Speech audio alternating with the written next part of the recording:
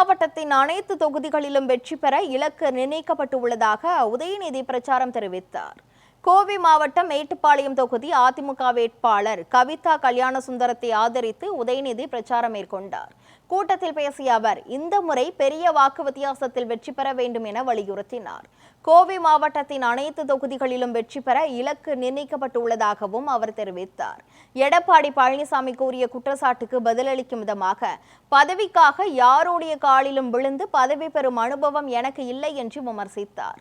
மேட்டுப்பாளையம் பகுதியில் ஏற்கனவே பல வளர்ச்சி திட்டங்கள் நிறைவேற்றப்பட்டுள்ளதை சுட்டிக்காட்டிய அவர், திமுக வேட்பாளரை வெற்றி பெற வைக்க உதயசூரியன் சின்னத்திற்கு வாக்களிக்க வேண்டும் என்று கேட்டுக்கொண்டார்.